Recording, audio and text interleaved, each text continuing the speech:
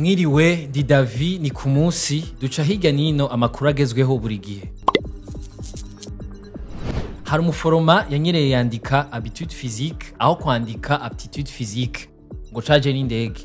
Vyatumye hasubira kwibazwa kandi ubushobozi bw'abakorera mu gisata c'amagara y'abantu.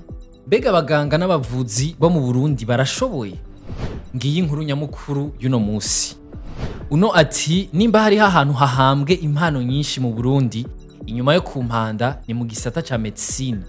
Abaganga n'abandi barundi batari bake baramaze kwidogera kanovera k'inyigisho mu Burundi mu gisata ca medicine. Ivyo navyo bigahava bigira ingaruka mbi ku kanovera k'ubuvuzi butangwa mu gihugu. Hari abavuga ko n'uburyo bigamwo butagihuye n'igihe. Nko mu kinyamakuru Iwacu baragaruka ku kuntu abantu benshi batacizera kalite y'inyigisho mu gihugu. Ngo uhereye ku bategetsi abarondera ku kanovera bahitamo kurungika abana babo kwiga hanze, mu Burundi hagaca hasigara abo vyankiye. Kandi ngo n'abategetsi ntibizeye ubuvuzi butangwa mu gihugu, arico gituma bake muri bo aribo bivura izino. Ikindi nuko n'abaganga bafise ubumenyi iyo bahejeje amashuri yabo batakiguma mu Burundi, ahubwo baca bajabuka gukorera hanze nko mu Bufaransa, mu Rwanda canke ahandi. Ubwo leta yoba irajwe ishinga no guteza imbere ico gisata? Ngiki kibazo benshi bibajije inyuma yaho leta ivuze ko igiye gukosora ubusumbasumbane bufatiye ku ntara kubiga mu gisata ca medicine. Vyatumwe nuko hibonekeje ko igisagara ca Bujumbura arico kironka abanyeshuri benshi ugereranije n'intara zo hagati mu gihugu. Inama shikiranganji yo kuwa 21 uku kwezi guheze yafashe ingingo yo kubikosora mu gutunganya ikibazo cyo kwinjira mu gisata c'ubuganga batoya abambere mu ntara.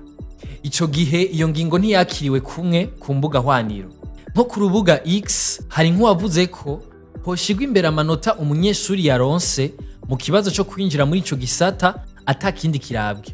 Uwundi ngo kwiga ubuganga bisaba uburyo butari buke, ati naho boha amahirwe abo mu ntara zose ubusumbasumbane bwo buzokwamaho kubera si bose bashobora kuronka uburyo bwo kwiga ico gisata.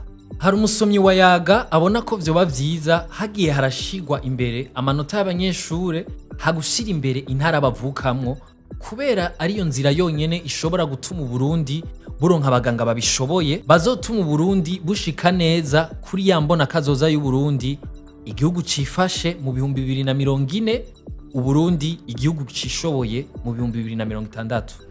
Dutandukire inkuru ngufi nazo.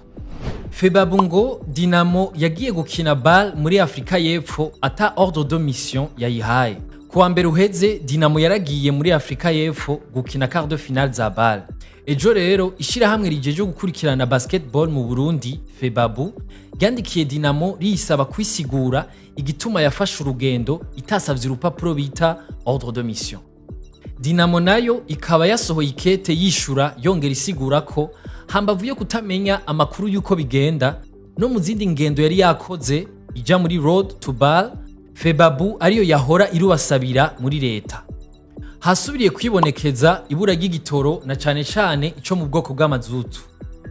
Uno musi kuri Yaga hari umusomyi yanditse ati abanyagisagara tuguma tuburayo ducira nayo tumira kubijanye no kwiyunguruza. Mu gitondo mu mabarabara y'igisagara ca Bujumbura abantu isinzi baba bahagaze ku nkengera z'amabarabara, bokwibaza ko bategereye umutegetsi avuye gutahukana agashimwe.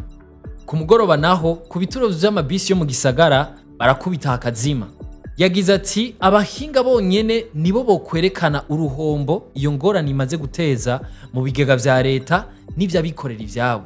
Leta yifuza gushiraho Sopebu ishirahamwe rizoza rirakurikirana ibijanye n'igisata c'ibitoro. Mu nama shikiranganji yabaye itariki 3 z'ukwa mbere yashizeho itegeko rituma Sopebu gushiraho ikigega c'intega bizoza c'ibitoro c'amezi 3 n'imiburiburi.